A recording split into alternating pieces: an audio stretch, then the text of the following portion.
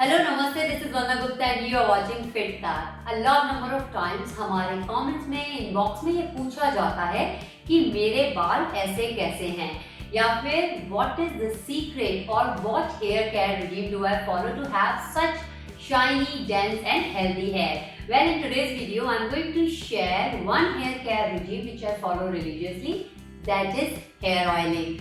Yes, hair oiling is something जो कि मैं बहुत लंबे समय से काफी रिलीजियसली फॉलो कर रही हूँ। लेकिन हेयर ऑयलिंग को लेके काफी सारे मिथ्स और कंफ्यूजन्स हैं। जैसे कि कुछ लोगों का मानना है जब वो बालों में तेल लगाते हैं तो उनके बाल ज्यादा गिरना शुरू हो जाते हैं, या फिर कुछ लोगों को ये नहीं पता चलता कि कौन सा हेयर ऑयल उनके लिए ठीक है, या फिर कितनी बार हफ्ते में हमें तेल इस्तेमाल करना चाहिए। तो इसी तरह के कुछ कंफ्यूजन को दूर करने वाली हूँ मैं आज के इस वीडियो में। But before that, follow, subscribe and like to Fitkar so that you will never miss our latest videos. चलिए शुरुआत करते हैं सबसे पहले इस क्वेश्चन के साथ कि कौन सा ऑयल हमें इस्तेमाल करना चाहिए। Well, it depends on a lot of things, जैसे कि आप किस रीजन में रहते हैं, वहाँ का वेदर कैसा है, आपका स्कैल्प और हेयर कैसे हैं, इस बात पे काफी डिपेंड करता है। लेकिन सबसे पहले मैं आपको एक ऐसे ऑयल के बारे में बताने वाली हूँ जो कि बहुत वर्सेटाइल है, जिसका नाम है coconut oil. Yes, coconut oil is a very versatile oil और ये बहुत ही इजीली इसके प्योर फॉर्म में अधिकतर जगहों पर मिल जाता है। कोकोनट ऑयल में बहुत सारे vitamins and fatty essential fatty acids पाए जाते हैं जो कि आपके बालों के प्रोटीन के लिए बहुत इंपॉर्टेंट होते हैं। साथ ही आपके बालों से प्रोटीन लॉस ना हो, इसके लिए भी कोकोनट ऑयल बहुत अच्छा होता है। ये आपके बालों के स्ट्रेंथ के साथ साथ स्कैल्प को नरिश करने में मदद करता है और हेयर फॉलिकल्स जो होते हैं उनको स्ट्रॉन्ग बनाने में मदद करता है। साथ ही जो कोकोनट ऑयल होता है, अगर आप सिर्फ अपने हेयर स्ट्रेंथ पे भी लगाते हैं इसको, तो आप देखेंगे कि आपके बाल बहुत सॉफ्ट हो जाते हैं, क्योंकि ये नेचुरल कंडीशनर की तरह भी काम करता है। Now let me talk about our second hair oil, जिसका नाम है आमंड ऑयल यानी बादाम का तेल। जैसा कि हम सभी जानते हैं, बादाम के तेल में ओमेगा 3 फैटी एसिड्स पाए जाते हैं। इसके साथ ही इसमें पाए जाते हैं काफी सारे विटामिन्स एंड मिनरल्स भी, जो कि आपके बालों को हेल्दी, शाइनी रखने में तो मदद करते हैं, इसके साथ ही हेयर ग्रोथ में भी काफी मदद करते हैं। आमंड ऑयल को काफी अच्छा माना जाता है डैंड्रफ के ट्रीटमेंट के लिए भी। So almond oil also is a very good hair oil जो कि आपके बालों को नरिश करने में, आपके स्कैल्प को मॉइस्चर करने में काफी मदद करता है। इसके बाद हम बात करेंगे मस्टर्ड ऑयल की। एक्चुअली जो मस्टर्ड ऑयल होता है that is also packed with a lot of vitamins like A, D, E, K and a lot of minerals. इसके साथ ही इसमें पाया जाता है प्रोटीन, जो आपके बालों का एक मेजर कंपाउंड होता है। ये आपके बालों का जो हेयर फॉलिकल्स एक्चुअली होते हैं उनको स्ट्रॉन्ग करने में मदद करता है। साथ ही मस्टर्ड ऑयल में पाई जाती हैं anti bacterial, anti fungal and anti inflammatory properties. इसलिए मस्टर्ड ऑयल किसी भी तरह के स्कैल्प इन्फेक्शन के प्रिवेंशन के लिए बहुत अच्छा होता है। Now let me talk about our fourth hair oil, जिसका नाम है कैस्टर ऑयल। कैस्टर ऑयल के बारे में तो हम सभी ने सुना है कि ये हेयर ग्रोथ को प्रमोट करने में काफी मदद करता है। Well, that is true. Actually castor oil में एक तरह का फैटी एसिड पाया जाता है जिसका नाम है राइसिनोलेट, जो कि इन्फ्लेमेशन से फाइट करने में मदद करने के साथ साथ आपके हेयर फॉलिकल्स को काफी स्ट्रॉन्ग बनाने में मदद करता है। Hence it's very good for hair growth. इसके साथ ही आपके स्कैल्प को नरिश करने, मॉइस्चराइज करने में मदद करता है, और जो स्प्लिट एंड्स हो जाते हैं उनको ट्रीट करने में भी मदद करता है। Now let me talk about our next hair oil, जिसका नाम है भृंगराज। भृंगराज के बारे में शायद हम में से काफी लोगों ने नाम तो सुना है। इसको महाभृंगराज ऑयल भी बोला जाता है। जो भृंगराज ऑयल होता है इसकी भी न्यूट्रिशन वैल्यू काफी ज्यादा रिच है और ये एक मिरेकल की तरह काम करता है किसी भी तरह की हेयर प्रॉब्लम के लिए, चाहे वो हो हेयर फॉल यानी बालों का गिरना और झड़ना, या हेयर थिनिंग, या फिर बॉल्डनेस, या फिर प्री मैच्योर ग्रेइंग जो होती है, जो उम्र से पहले बाल सफेद होने लगते हैं, उन सब को ट्रीट करने के लिए bhringraj oil is very good hair oil. तो आप भृंगराज ऑयल का भी इस्तेमाल कर सकते हैं। Now let me talk about the last hair oil for this video, जिसका नाम है अर्गन ऑयल।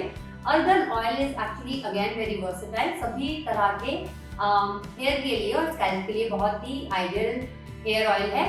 बट जिन लोगों को बहुत ज्यादा ऑयली स्कैल्प एंड हेयर है उनके लिए ये ज्यादा अच्छा है, क्योंकि organ oil is very light in texture. जैसा कि मैंने बताया बाकी हेयर ऑयल्स के बारे में, argan oil is also very rich in a lot of nutrients.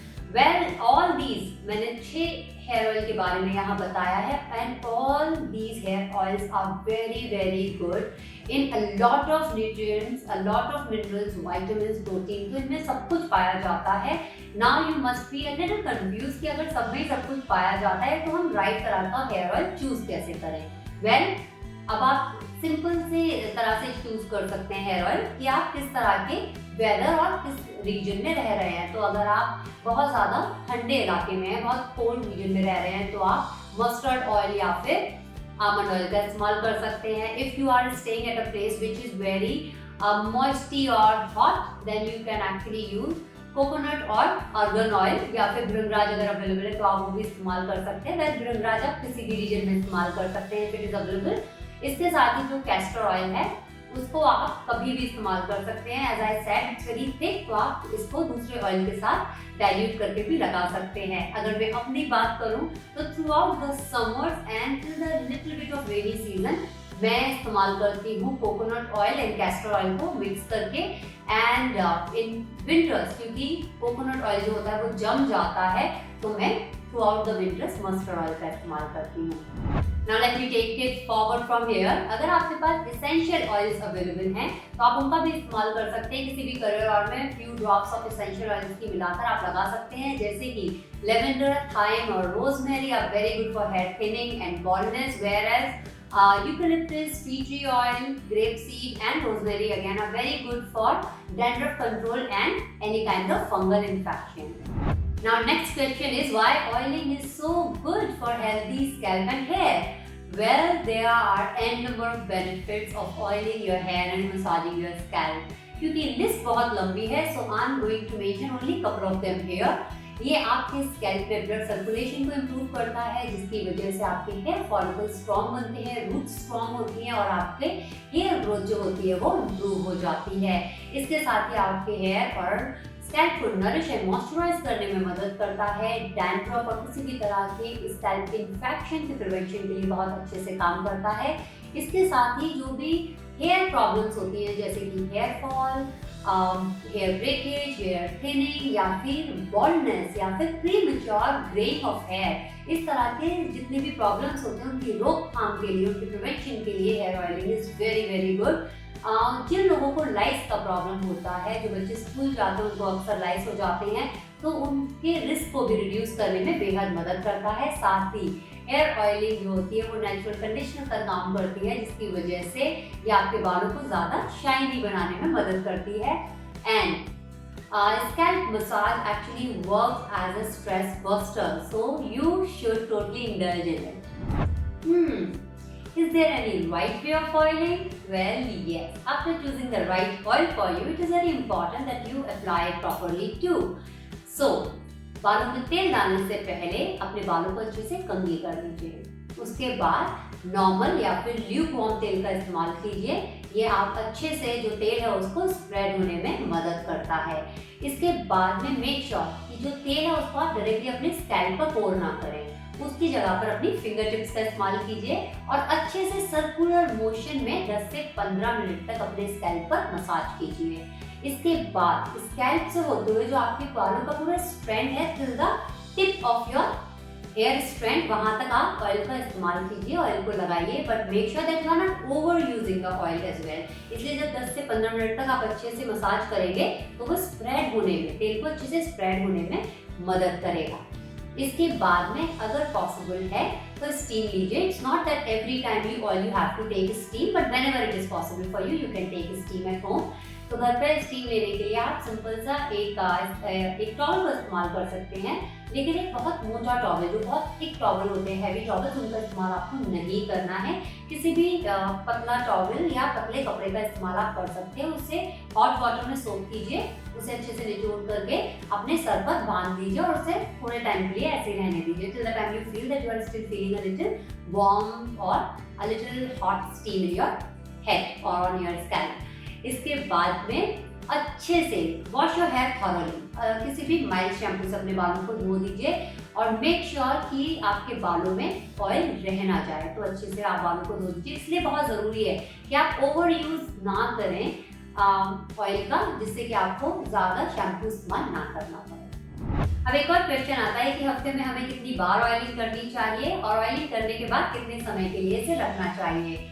Actually ये डिपेंड करता है आपके हेयर टाइप पर कि कितनी बार आपको ऑयलिंग करनी चाहिए। अगर आपके बाल काफ़ी ड्राई हैं, डैमेज्ड हैं, कर्ली हैं या फिर कोर्स हैं, तो आपको ज़्यादा ऑयलिंग की ज़रूरत पड़ेगी। वेयर अगर आपके बाल काफ़ी फाइन है या फिर ऑयली हैं, तो आपको कम ऑयलिंग की ज़रूरत पड़ेगी। जैसे कि अगर आपके बाल काफ़ी मोटे हैं या फिर कर्ली या ड्राई हैं, तो आप एवरी डे भी ऑयलिंग कर सकते हैं या फिर एवरी ऑल्टरनेट डे पर ऑयलिंग कर सकते हैं। वेयर अगर आपके बाल अगर फाइन हैं, तो आपको जितनी बार आप हफ्ते में सर्द होते हैं 2 या 3 बार, उतनी बार आप ऑयलिंग कर सकते हैं। अगर आपके बाल ऑयली हैं, तो आपको हफ्ते में सिर्फ 1 बार ही ऑयलिंग करनी चाहिए। That is more than enough. अब कितने समय के लिए हमें ऑयल करने के बाद अपने सर में रखना चाहिए? एक्चुअली आइडियली तो आपको 3 से 4 घंटे रखना ही चाहिए, लेकिन अगर आपके पास समय कम है तो आपको कम से कम 45 minutes to an hour oil को अपने सर में रखना चाहिए। लेकिन अगर आपके पास थोड़ा सा समय और आप मैनेज कर सकते हैं, तो हफ्ते में या फिर 2 हफ्ते में 1 बार कम से कम ऑयल को ओवरनाइट यानी 8 से 10 घंटे के लिए अपने सर में छोड़ दें। ये एक्चुअली इंक्रीज कर देता है बेनिफिट्स ऑयल के आपके स्कैल्प और बालों के लिए। So this is how you should do it. But एक और बात, आपको ऑयल करने के बाद बालों को बहुत लंबे समय तक भी नहीं रखना चाहिए, क्योंकि ये डर्ट जो होती है उसको अट्रैक्ट करता है, जिसकी वजह से आपके पोर्स क्लॉग हो सकते हैं और ये हेयर फॉल को बढ़ा सकते हैं। सो मेक श्योर जब भी आप हेयर ऑयलिंग करें उसको आप 12 घंटे से ज़्यादा ना रखें। कभी कभी 24 घंटे चल जाएगा, but make sure that you are not keeping it for more than 12 hours. So it is always advisable कि आप बालों में तेल डालने के बाद उनको अच्छे से वॉश करें। अब मैं आपको बताने वाली हूँ कुछ ऐसी बातें जो ऑयलिंग के तुरंत बाद आपको नहीं करनी है। जैसे कि don't comb your hair right after oiling. अगर आप ऑयलिंग करने के तुरंत बाद कंघी करेंगे तो आपके बाल ज़्यादा गिर सकते हैं और बीच में से टूट सकते हैं, क्योंकि उस समय आपके बालों की कंडीशन काफ़ी फ्रेजाइल होती है, आपका स्कैल्प काफ़ी रिलैक्स होता है। इसी के साथ don't tie your hair too tightly. तो अगर आप कस करके बाल बांधेंगे तो ऑफकोर्स आपके बाल टूटेंगे, क्योंकि बालों की जो कंडीशन है इस वक्त ऑयलिंग के बाद वो काफ़ी वल्नरेबल होती है। इसके बाद में जब आप मसाज करते हैं तो बहुत ज़्यादा हार्शली और विग्रसली ना करें, क्योंकि ये आपके बाल जो होते हैं वो बहुत सॉफ्ट होते हैं और जब आप ऑयलिंग करेंगे विग्रसली तो बाल आपके ज़्यादा गिरने लगेंगे। तो इसकी आपको बेनिफिट्स की जगह नुकसान होगा ऑयलिंग का। तो विग्रसली मसाज नहीं करनी है। एक बात मैं आपको पहले भी बता चुकी हूँ कि don't over use the oil, क्योंकि अगर आप ऑयल का ज़्यादा इस्तेमाल करेंगे तो आपको शैम्पू भी ज़्यादा इस्तेमाल करना पड़ेगा। And in order to wash that excess oil from your hair, you will lose the natural oil of your hair. तो आपको ओवर यूज ऑयल का नहीं करना है।